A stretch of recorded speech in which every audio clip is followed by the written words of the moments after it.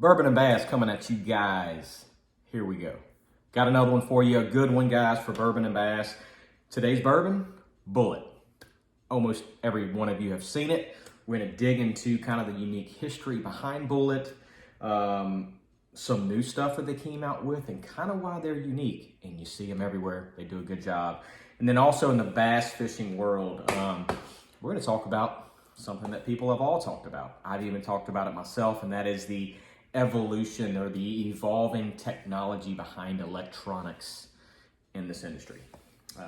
What's it doing to the sport? Is it right? Is it wrong? Let's talk about it again. But all right, guys. But bourbon portion of it right now is, of course, Bulleit, which I just told you guys about.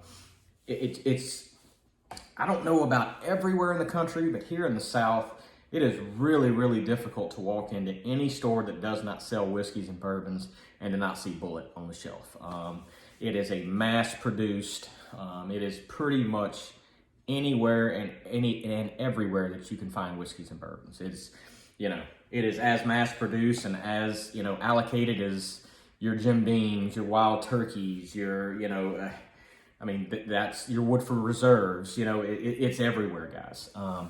So, Bulleit, they have basically, I want to say 4 lines. You have your regular Bulleit bourbon, you have your rye, you have 10-year, and now you have single barrel as well. There might be a barrel proof in there. I'm not 100% sure. I'll have to look for it. But yeah, the Bulleit's been around, guys, really not as long as people think. 1987 is when the guy that started it now opened the distillery. So go back, and you guys know I love the history behind bourbons. So Bulleit, they coined themselves as the New Frontier. Well, the New Frontier is the guy, gosh, I can't remember his name, that started in 1987. He's, 8th generation, and they say they're the New Frontier because the Old Frontier, his great grandfather, I think it's Augustus Bulleit, distilled Bulleit bourbon, a high rye bourbon back in between like 1830 and 1860. And so, from 1860 to 1987, the family wasn't really doing anything, and it was a recipe. So he used to really pride himself in using high rye in all of his whiskeys and bourbons. So that's what they kind of coined themselves at today, is they're known for using high ryes in their blends, in their bourbons, and in their whiskeys. So what that does is that kind of gives them really a unique taste. There are some brands that have a really unique taste, like a Wild Turkey has a unique taste. Some people like it, some people don't. All of the Bulleit line has that unique kind of spiciness from the ryes, from all 4 or 5 of the lines that they have out. You have that unique taste to it. And they're all very good, guys. I mean, it's, for the price and the availability, it's very drinkable. Just a regular bourbon, if you're a guy that likes to mix it with Coke or something like that, it is definitely a step above of your, in my opinion, your Wild Turkeys and your Jim Beams. And, I would put it up there with like a Woodford Reserve. I mean, for the price too, is actually cheaper than a Woodford. They surprisingly do a very, very good job with it. And I'm going to tell you this, guys, I just picked up the Bulleit single barrel. And I've told you guys and warned you guys about single barrels before. There's nothing that polices the statement when it says single barrel. I'm not saying they don't do that, but it could be a blend and they could still call it single barrel if they wanted to. I'm not saying anybody does that, but just take that, with a grain of salt. And if the biggest thing with single barrels is it's really hard to be consistent with a single barrel. I guess the king of single barrels, guys, is Blanton's. Blanton's has found a way. Their single barrel Blanton's is incredibly consistent across the board throughout the years. That's very, very difficult to do. So I got the single barrel the other day. Hadn't had it yet. It's like $60, something like that. 60 it was. And guys, surprisingly, very, very nice. Very good. I was really shocked.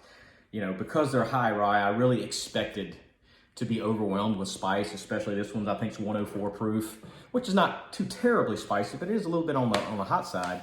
I expected with the high rye and that for it to be kind of overwhelming as far as the spiciness and bite, and it's not. very, very pleasantly surprised. And guys, I actually highly recommend this one. This is a very, very good single barrel. So good job, Bulleit. Y'all made a really good single barrel.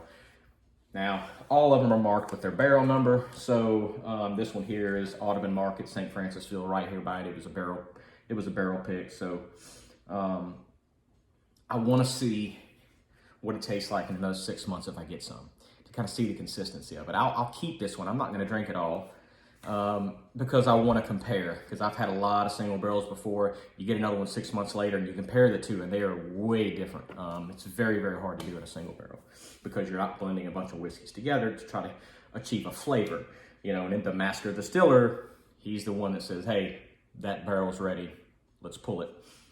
Very hard to do. So very good, guys. Another thing, Bulleit, guys, I'm a businessman as well. I love the business side of things, and Bulleit has done an incredibly good job with marketing their product and their branding. You know, their logo is very easily recognizable. Everybody knows it.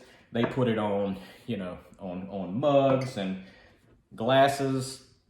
And this right here I picked up the other day. This is I think it's got like 50 mil, the little small bottles in it. I just picked it up because it's cool looking and it looks good on my shelf.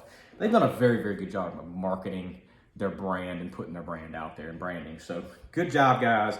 Good job with the single barrel, guys. Very, very pleasantly surprised about that. So guys, pick it up, single barrel. You can find Bulleit anywhere, guys. If you see a single barrel, absolutely pick it up. It's really good. But moving on, let's talk about bass fishing a little bit, guys. So let's talk about something that a lot of people have talked about. Electronics, and I've even talked about it a little bit. I can't remember if it's on this show or, you know, I've done a few podcasts about it before.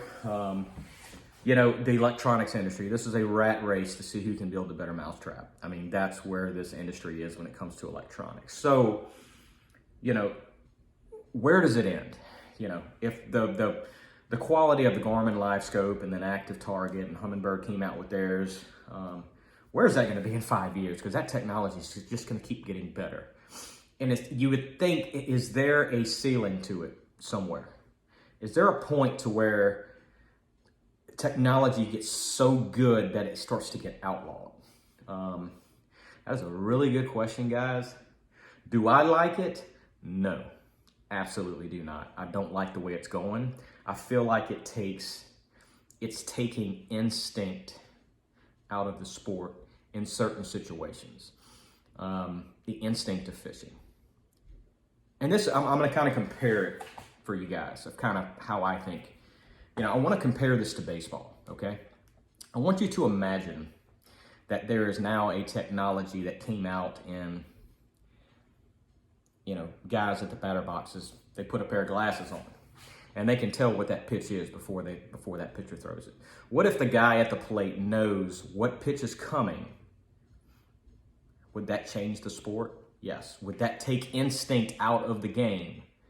Yes, it would. I don't like it. Do I use it? Absolutely I do. You know, I run multiple different units because I want the technology of the 360 and I want the technology of the Garmin, because if I don't have it, I'm just going to simply get my butt kicked. So do I have to have it? It is absolutely a necessity in certain situations. Do I like it? No, I don't like where it's going. Just for that reason. You know, you don't want it to be more about who knows the electronics the best than the instinct and the fishing ability and just, you know, the pure talent of some of the fishermen that are coming into our sport right now. And some of them rely heavily on technology, on a LiveScope, on Active Target, Active Imaging, whatever they call them all. I'm not saying that they're wrong. I mean, heck, I want to become good at it too, because as long as it's allowed, I had better learn it, because if not, I'm just going to get left in the dust in certain situations, certain events.